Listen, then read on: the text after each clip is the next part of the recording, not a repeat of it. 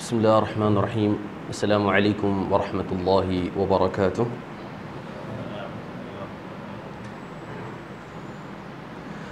Alhamdulillahi rabbil alamin. Wa bihi nasta'inu ala umuri dunya waddin. Wassalatu wassalamu ala ashrafil anbiya'i wal mursalin, Muhammadin wa ala alihi wa sahbihi ajma'in.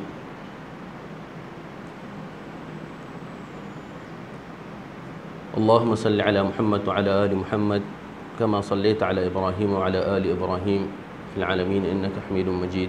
Wa barik ala Muhammad wa ala ali Muhammad kama barakta ala Ibrahim wa ala ali Ibrahim fil alamin innaka Hamidum Majid. Rabbana shrah lana sudurana wa yassir lana umurana wahlul 'uqdatam min alsinatina yafqahu qawlana. Allahumma la sahla illa ma ja'altahu sahla wa anta taj'alul huzna idza syi'ta sahla. Wa ba'd. Fa kayf halukum? Apa khabar semua? Alhamdulillah sihat ya.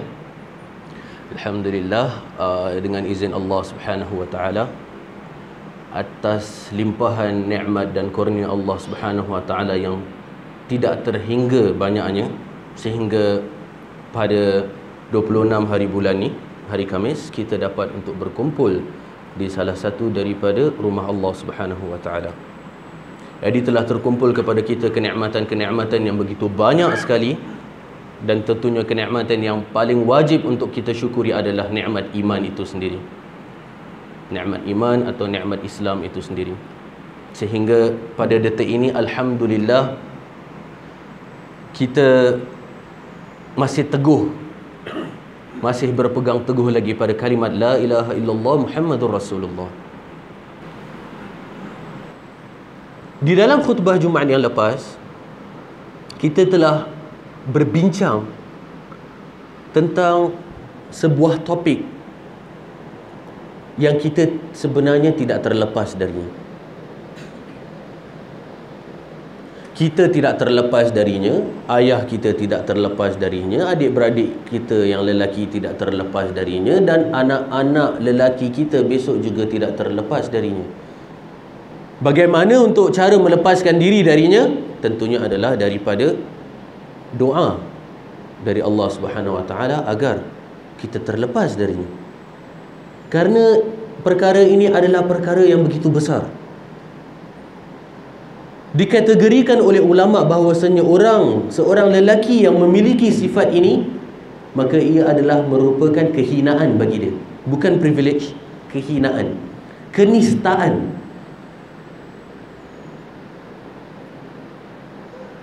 Perkara yang kalau kita biarkan, tidak kita detect dari awal dan tidak kita mengubatinya, maka niscaya kita takut kalau kita tak dapat cium bau syurga karenanya. Jangan kata masuk syurga, kita takut kita tak dapat bau syurga pun. Maka perkara yang begitu besar yang sangat digeruni oleh ulama adalah sifat dayus pada seorang lelaki. Kedayusan, dayuth. Jadi kalau dalam istilah masyarakat Islam Singapura kita dengar kalimat dayus ni, selalunya orang akan kata, oh, lelaki yang dayus, lelaki yang memukul bantai wanita, memukul isterinya, memukul ibunya, sepak terajang anaknya, caci maki adik-beradiknya, kakaknya, adiknya. Ini adalah seorang lelaki yang dayus, yang tidak menghormati wanita. Ini adalah definisi daripada masyarakat Islam Singapura. Tapi sebenarnya dayus ini perlu kita ketahui bersama bahawasanya ia adalah istilah daripada Nabi SAW, bukan perkataan Melayu. Dayuth adalah dari bahasa Arab. Rasulullah SAW bersabda dalam sebuah hadis, an Abdullah bin Umar radhiyallahu anhu qala Rasulullah sallallahu alaihi wasallam, thalathatun harrama Allah tabaraka wa ta'ala alaihimul jannah, mudminul khamr wal 'aquli walidayhi wad dayyuth alladhi yuqirru al-khubuth fi ahli. Rawahu Ahmad wal Hakim wan Nasa'i rahimahumullah ta'ala.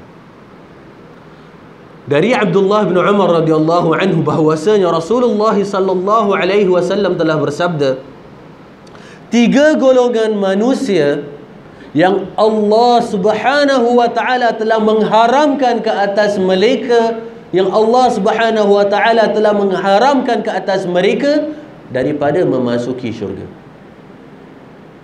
Yang pertama adalah mudminul khamr, iaitu orang yang terus menerus, orang yang ketagih meminum arak, meminum khamar. Yang kedua, al-aqul walidayh, seseorang yang berbuat derhaka kepada kedua ibu bapanya. Dan yang ketiga adalah seorang dayyuth, yang dia membiarkan kemungkaran dan perkara keji berlaku di dalam rumah tangganya dan dibiarkannya. Maka yang pertama, mudminul khamr, orang yang ketagih dan terus menerus minum arak. Kita ketahui bersama bahawasanya minum arak adalah ummul khaba'ith, ibu kepada segala bentuk kekejian dan kemungkaran. Ummul khaba'ith. Kita ketahui bersama cerita di mana seorang ahli ibadah yang dia terfitnah oleh syaitan. Disuruh pilih, awak nak minum arak, atau awak nak berzina, atau awak nak membunuh. Maka ahli ibadah ni yang terfitnah tadi, dia fikir, minum arak, zina dengan membunuh. Rasanya minum arak ni agak paling ringan lah dalam yang ketiga-tiga ni. Maka dia pun minum arak lah. Rasanya dia itulah yang paling ringan.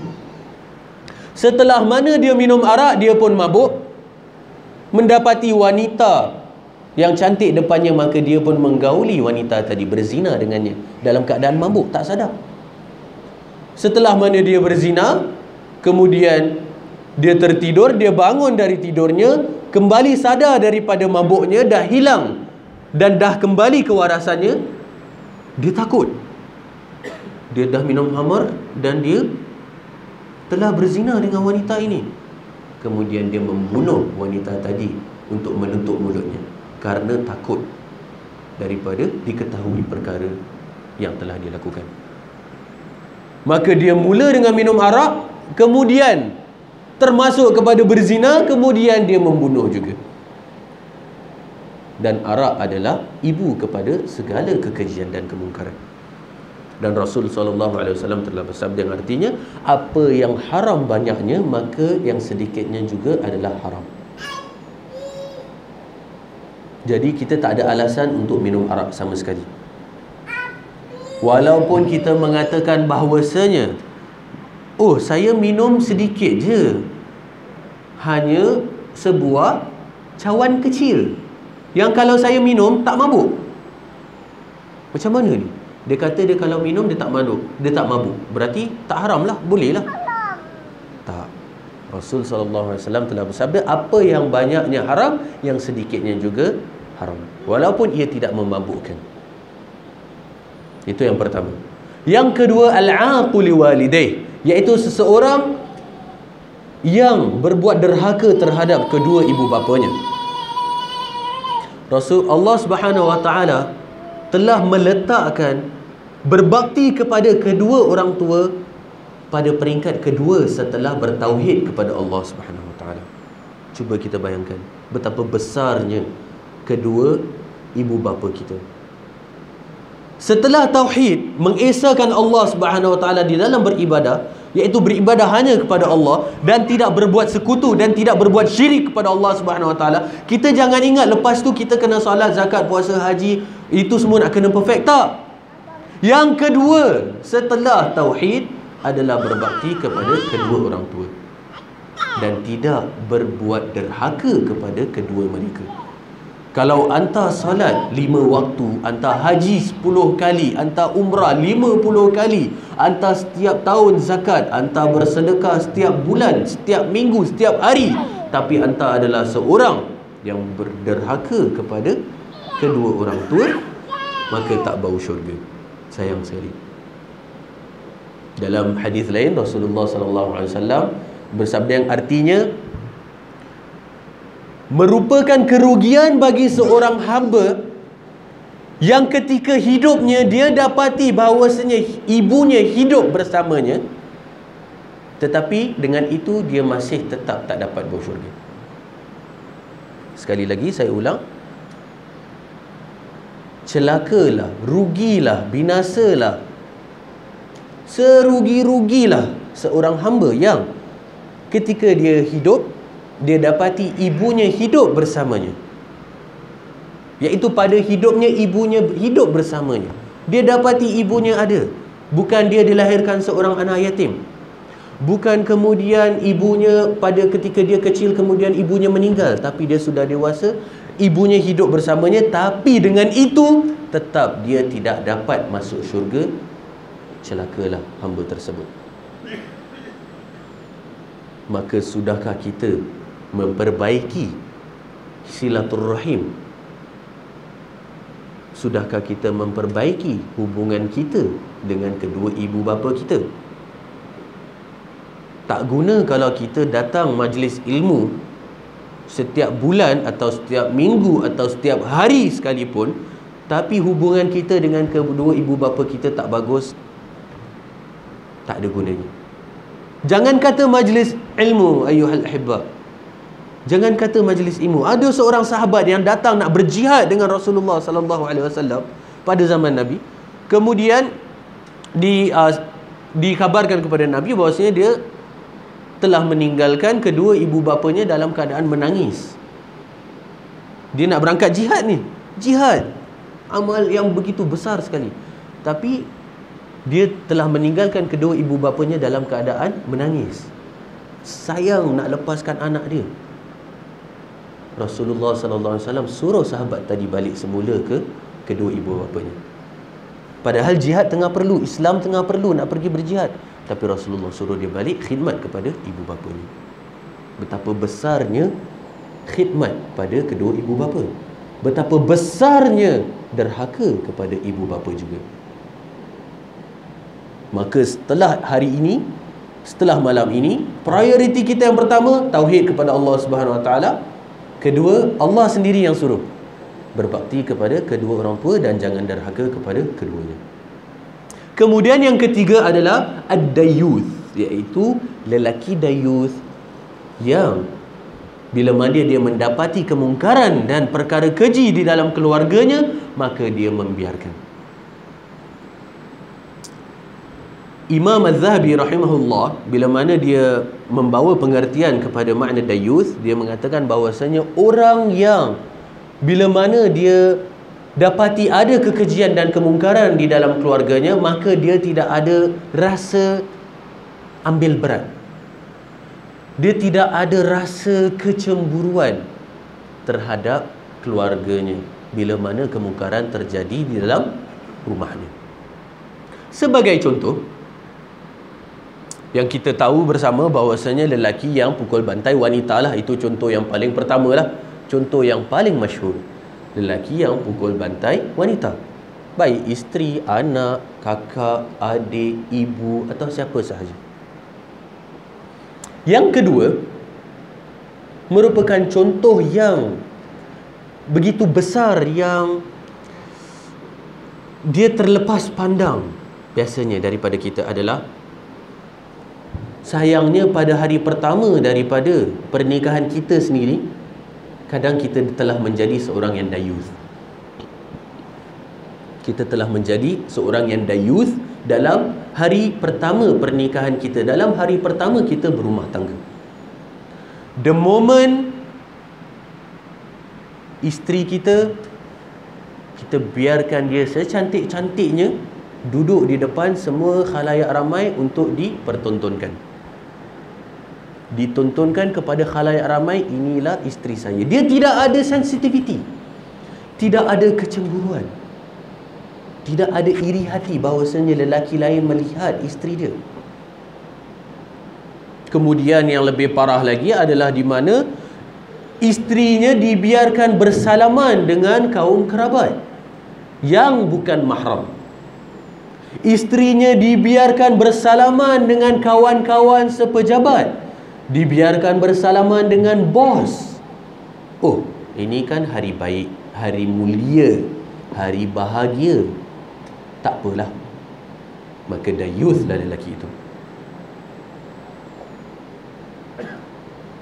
Contoh lain adalah seseorang yang membiarkan keluarganya, isteri dan anak-anak wanitanya keluar rumah dalam keadaan tidak berhijab, dalam keadaan tidak mengenakan tudung, dalam keadaan tidak mengenakan baju yang labu.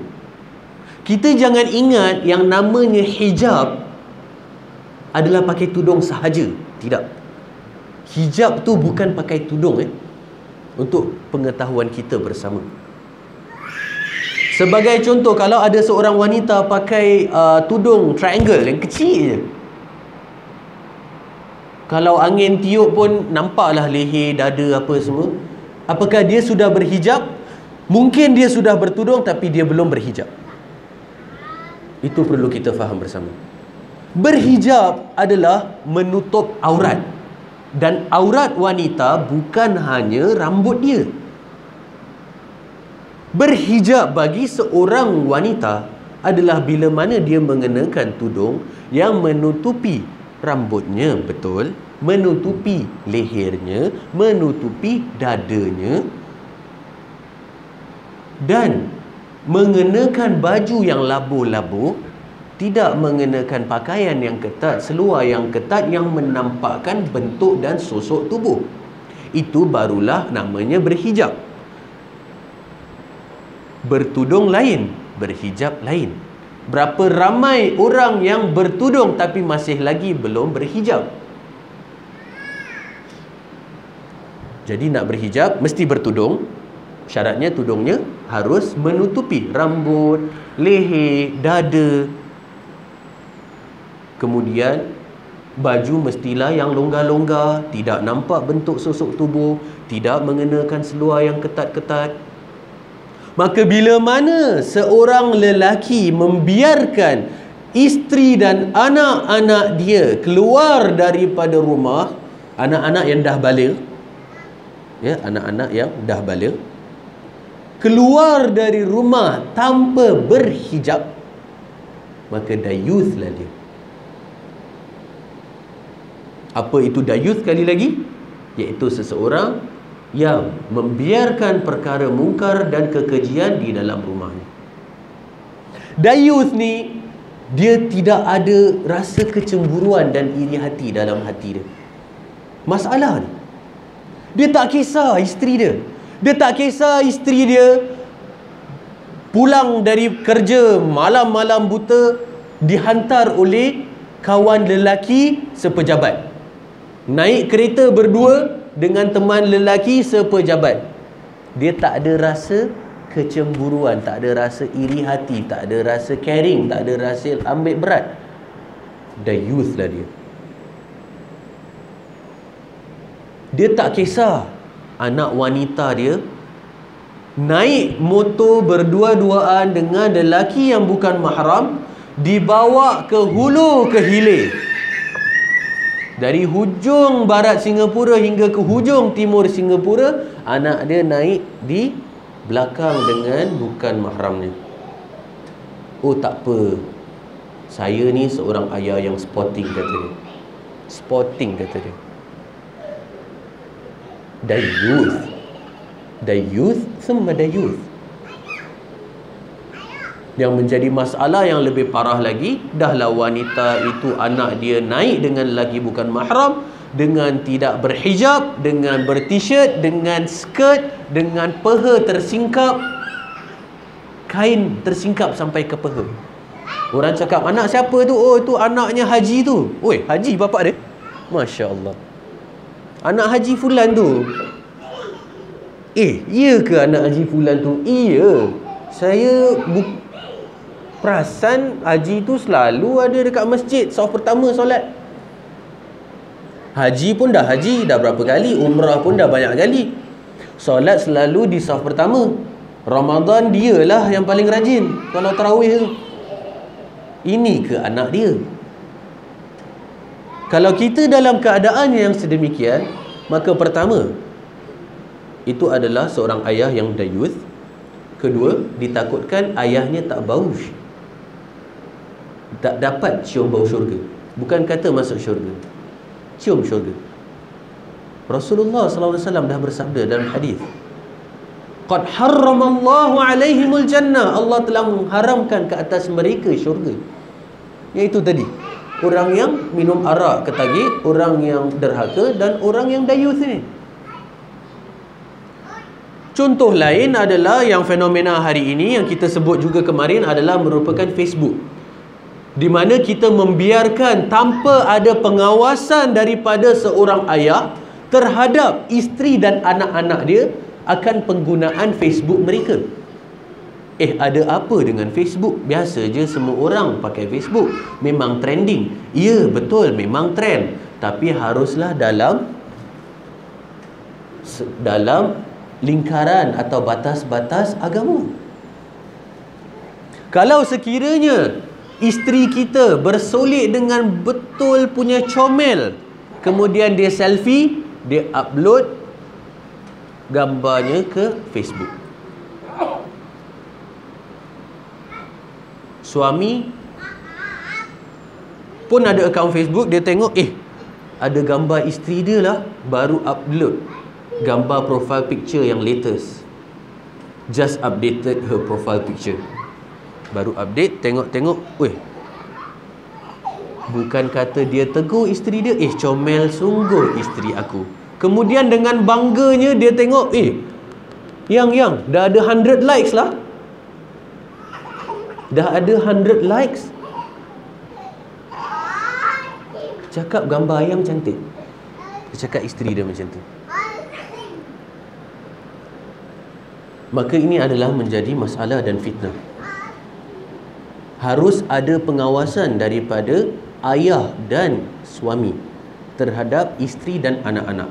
Jangan sampai nasi dah jadi bubur baru kita nak sadar. Jangan. Ini adalah perkara yang sensitif. Anak tanpa berhijab upload gambar ke Facebook. Anak dengan lelaki yang bukan mahram ambil gambar upload ke Facebook. Tidak ada rasa malu, baik dari anak itu sendiri maupun daripada ayahnya. Masalah bila mana ayah adalah seorang lelaki yang dayuth. Masalah. Anak isteri melencong, salah, maklum. Tapi ayah yang dayuth, masalah. Anak isteri yang melencong, mereka perlu kepada nasihat dan guidance daripada ayah dan suami tadi. Kalau dah ayah dan suami adalah seorang yang dayuth, maka apa yang akan jadi kepada moral masyarakat kita 10 tahun ke hadapan? Ini adalah masalah yang begitu besar. Kita jangan ingat kita salahkan isteri dan anak kita, dah mereka yang salah. Tak. Reflect, ponder upon ourselves. Kita harus lihat pada diri kita sendiri. Kesalahan yang paling besar terletak pada tangan kita. Ini yang menjadi masalah. Jadi contoh yang kita berikan, sekiranya isterinya sekarang ni dipanggil, dibawakan berdiri di hadapan sekarang, depan sebelah saya sekarang, suruh senyum manis depan semua lelaki yang ada ni, nak tak dia? Tentunya dia malu, dia tak nak. Tapi dalam Facebook bukan main lagi. Lelaki satu dunia melihat, hilang pula malunya. Itu yang telah dihiasi oleh syaitan. Dan kita sebagai seorang ayah dan suami harus mengawasi dan menegur. Janganlah menjadi lelaki yang dayuth.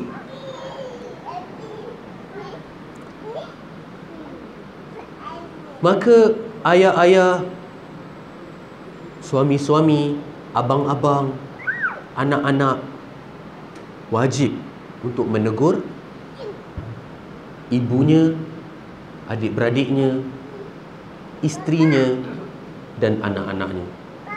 Wajib, wajib, wajib. Dari situlah mula kita membina keluarga yang Islami daripada diri kita sendiri. Kita jangan expect, kita jangan harap tiba-tiba kita nak with a blink of an eye, sekelip matanya, isteri, anak kita semua dah jadi solehah semua. Masya Allah. Bestnya kalau macam tu, tanpa ada effort dari kita sama sekali. Tak ada.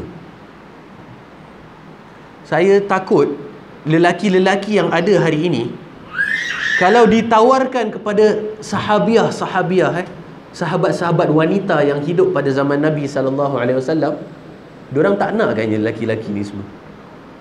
Tak masuk dalam list dia. Dia tengok lelaki-lelaki kita pada hari ini, wanita-wanita di kalangan para sahabat yang zaman Nabi agaknya tak nak. Jangan kata kita nak cari wanita tu, wanita yang solehah gitu gini. Wanita tu tak nak. Sahabiah-sahabiah tu yang tak nak dengan kita kan. Dia cakap, oh ini dayus. Saya tak kahwin dengan dayus. Maaf, saya tak terima lamaran orang dayus. Dah kalau kita dayus, kemudian apa jadinya dengan isteri dan anak-anak? Tentunya lebih parah. Jadi ini adalah suatu perkara penting yang perlu untuk kita ponder pun, yang perlu untuk kita mengambil berat. Imam Ibn Qayyim rahimahullah, dia telah memberi solution dan jalan keluar kepada bagaimana caranya untuk kita menyembuhkan diri kita daripada perkara-perkara dayus, daripada menjadi seorang lelaki yang dayus. Yang pertama, dia kata bahwasanya asalnya pada agama ini bahwasanya seseorang itu harus ada rasa cemburu, ambil berat, sensitif dan caring terhadap isteri dan anak-anak. Dia harus ada rasa cemburu, harus ada rasa ambil berat, harus ada sifat sensitif, harus ada caring. Dan Ibnu Qayyim berkata, sekiranya seseorang lelaki tidak memiliki sifat-sifat tadi, sekiranya dia tidak cemburu, lelaki lain lihat isterinya, dia tidak ambil berat, dia tak ada sensitif, dia tak caring terhadap isteri dan anak-anaknya, maka tiada agama pada lelaki tadi. Dia kata agama seseorang lelaki ada padanya sensitif, caring, ambil berat, cemburu. Kalau tidak ada sifat-sifat ini pada seorang lelaki, maka tiada agama pada dirinya.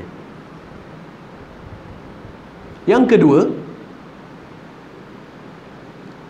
adalah untuk kita memilih bagi diri kita ataupun anak-anak kita wanita-wanita yang solehah, yang sudah sedia solehah. Karena ini adalah mengikuti perintah Rasul sallallahu alaihi wasallam, dan adalah Rasul paling mengetahui akan umatnya. Rasulullah bersabda, tunkahul mar'atu li arba', limaliha wali nasabiha wali jamaliha wali diniha, fadhfar bidzati dini taribat yadak. Seorang wanita itu dinikahi lantas atas 4 perkara. Karena hartanya, karena kecantikannya, karena martabatnya, iaitu dia datang dari keluarga yang baik-baik, dan karena agamanya. Dan barang siapa yang mengambil, untung, dia telah berjaya. Ini adalah perintah dari Rasul sallallahu alaihi wasallam. Kemudian ada yang berkata, akhi, bukankah kalau misalnya kita menikahi seorang wanita, kemudian kita mengubah dia menjadi seorang wanita yang baik, alangkah baiknya, alangkah bagusnya. Tak ke demikian? Seorang wanita yang misalnya teruk akhlaknya, tak pakai tudung apa ni semua, kita nikah supaya dia menjadi seorang wanita yang baik. Kalau sekiranya perkara itu yang baik, Rasulullah dah cakap seorang lelaki seharusnya mencari seorang wanita yang fasik untuk dia nikahi dan mengubah wanita itu menjadi salihah. Tapi Nabi tak cakap macam tu. Nabi cakap cari yang beragama.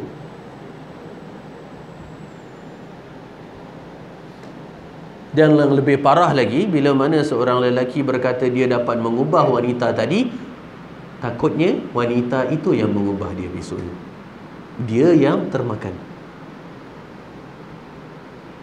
Jadi tujuan daripada bernikah adalah di mana seseorang menikah dengan seorang wanita yang solehah, kemudian dia mentarbiah, membesarkan anak-anak yang soleh dan solehah. Barulah daulah Islamiah akan cantik. Barulah kekuatan Islam dari segi moral, dari segi perilaku, dari segi akhlak dan adab adalah cantik. Sayang kalau hari ini Islam hanyalah Islam IC sahaja. Jangan kata dari segi ibadah, dari segi tauhidnya, ibadahnya, apanya. Dari segi akhlak je dah hancur. Dari segi adab sahaja dah hancur. Kemudian yang ketiga adalah kita mentarbiah keluarga kita, isteri dan anak-anak. Tarbiah mereka, ajarkan kepada mereka ilmu agama. Kalau sekiranya kita merasa bahawasanya kita tidak mampu, kita tidak up to standard nak ajar dan mendidik dan mentarbiah mereka, izinkan mereka untuk menghadiri kelas-kelas agama. Kita belikan dia kaset-kaset, VCD. Bukakan dia YouTube, dengarkan dia ceramah-ceramah agama yang berfaedah. Ajak, pimpin isteri dan anak pergi ke kelas agama. Kalau kita rasa kita tidak up to standard untuk nak mendidik mereka. Dan janganlah kita lupa, sebolehnya janganlah tinggalkan kesempatan untuk sentiasa solat berjemaah dengan keluarga. Asalnya bagi seorang lelaki adalah solat berjemaah di masjid. Itu adalah asalnya. Tapi konteks kita di Singapura di mana tidak semua kota ada masjidnya. Kalau masjid berjauhan dan kita memang terpaksa untuk solat di rumah, maka solatlah berjemaah dengan isteri dan anak-anak.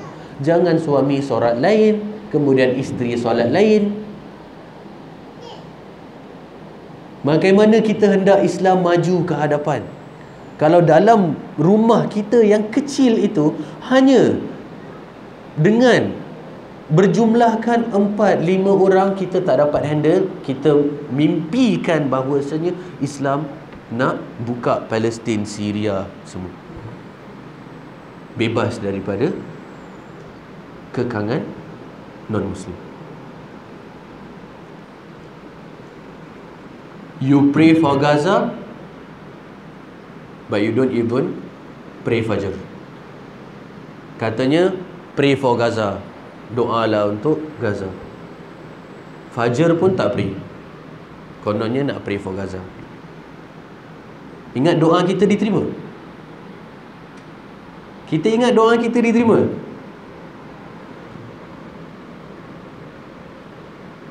Mungkin kita harus buat lagi satu topik tentang doa-doa yang diterima dan yang tidak diterima.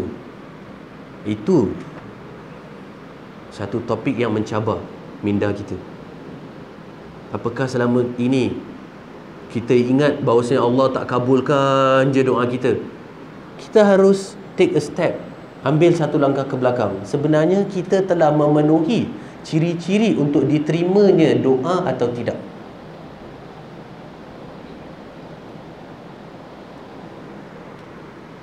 Jadi 3 solusi yang telah dikemukakan tadi bahawasanya seseorang itu harus ada sifat cemburu, ambil berat, sensitif, caring terhadap keluarganya. Kedua, pilihlah wanita-wanita yang salihah. Kerana Rasulullah SAW bersabda, min sa'adatil mu'min al-mar'atus salihah. Dari kebahagiaannya, merupakan kebahagiaan bagi seorang mukmin adalah memiliki wanita-wanita yang solehah, iaitu baik isteri-isteri ataupun anak-anak yang solehah. Hadis ini diriwayatkan dalam diriwayatkan oleh Imam Ahmad. Kemudian yang ketiga adalah mendidik dan mentarbiah keluarga agar kita dapat membina keluarga Islami yang kecil. We just do our part. Kita melaksanakan bahagian kita. Kita tidak lagi diminta untuk mempertanggungjawabkan Islam satu Singapura. Tak. Kita tidak diminta untuk mempertanggungjawabkan Islam satu distrik. Kita tidak diminta untuk mempertanggungjawabkan Islam satu Muhammadiyah ni, orang-orang Muslim yang ada di sini. Tak. Kita tidak diminta untuk mempertanggungjawabkan keluarga yang begitu besar, baik belah ayah, belah ibu. Skopnya mula dari yang kecil dulu. Mula daripada isteri dan anak-anak. Itu yang menjadi tanggungjawab kita. Ibu bapa kita, adik-beradik kita. Kemudian kita bentangkan lagi kepak kepada keluarga belah ibu, keluarga belah ayah. Kemudian terus skop yang lebih besar. Kemudian isteri-isteri dan anak-anak pula jangan menjadi orang-orang yang memasukkan suami-suami dan ayah-ayah mereka ke dalam lembah kedayusan. Jadi isteri-isteri dan anak-anak harus mencegah daripada dia adalah punca dan penyebab terjerumusnya ayahnya atau suaminya ke dalam lembah kedayusan juga. Jadi ia berlaku dua belah tangan. Berlaku dua belah pihak. Dan kita orang-orang lelaki, Rasulullah sallallahu alaihi wasallam dalam sebuah hadis yang saya baru terbaca tadi, hadis yang begitu indah sekali. Rasulullah sallallahu alaihi wasallam bersabda, hadis ini diriwayatkan oleh Imam Ahmad, man qutila duna ahlihi fahuwa syahid. Hadis riwayat Imam Ahmad. Seorang lelaki yang dia itu bermati-matian mempertahankan agama isteri dan anaknya atau keluarganya secara umum, dia bermati-matian mempertahankan, dan bahkan dia sampai meninggal karena mempertahankan agama isteri dan anak-anaknya dan ibunya dan keluarganya, maka sungguh dia meninggal sebagai seorang yang syahid. Dia meninggal sebagai seorang yang syahid. Jadi kita jangan pernah untuk think twice dalam perihal mempertahankan agama. Jangan takut. Kalau kita besok disembelih atau kira ditembak peluru tembus kanan ke kiri pun, karena mempertahankan agama kita, karena mempertahankan agama keluarga kita, ibu, ayah, isteri, anak dan keluarga besar semuanya secara umum, maka kita redha dah dan rela dah, kerana Allah dan Rasulnya telah menjanjikan syahid bagi mereka yang mempertahankan agama mereka, baik dirinya ataupun keluarganya sekalipun. Jadi topik dayuth ini harapnya dapat membuka minda kita, dapat membuka hati kita, agar kita tidak terjerumus dan jatuh ke dalam lembah kedayusan tanpa kita sadari. Kita tidak rasa cemburu dan iri hati dan sensitif dan caring pada isteri anak kita. Lantak diorang nak buat apa, diorang buat. Balik malam ke, dengan siapa jumpa ke, pakai apa ke, baju you can see ke, tak pakai tudung ke. Hantar solatlah 5 waktu, Syekh. Hantar solat 5 waktu. Hantar pergilah haji. Hantar buatlah umrah. Hantar puasalah Ramadan. Tapi jangan sampai hantar tak boleh syurga. Pasal hantar abaikan yang tadi tu. Ini adalah sedikit perkongsian daripada saya. Semoga ianya bermanfaat. Apa yang benar dan ilmu itu hanyalah milik Allah Subhanahu wa taala. Bukanlah ilmu saya sama sekali. Happen to be saya dah terbaca je dulu jadi saya sampaikan. Kalau haji pula besoknya bila mana jumpa dengan kawan yang tak tahu, haji sampaikan, berarti haji dah tertahu dulu sebelum dia. Sama je macam saya, tak ada beza. Saya happen to be dah tertahu dulu. Ada benda yang haji belum sempat terbaca, saya dah terbaca dulu. Ada benda lain yang saya belum baca, haji dah baca dulu. Jadi ilmu tu hanyalah milik Allah Subhanahu Wa Taala, bukan daripada saya sama sekali. Saya cuma menyampaikan sahaja. Kebenaran juga adalah dari Allah Subhanahu Wa Taala, dan adalah salah dan silap itu adalah dari diri saya sendiri. Maka saya minta maaf sekiranya ada bahasa-bahasa yang kurang sesuai untuk digunakan, agak kasar atau kurang pantas atau kurang sopan, maka saya minta maaf daripada hadirin sekalian. Aqulu qawli hadha wa astaghfirullah li wa lakum. وصلى الله وسلم على نبينا محمد وعلى آله وصحبه وسلم. سبحانك اللهم ربنا وبحمدك أشهد أن لا إله إلا أنت أستغفرك وأتوب إليك وآخر دعوانا الحمد لله رب العالمين وبالله التوفيق والهداية والسلام عليكم ورحمة الله وبركاته.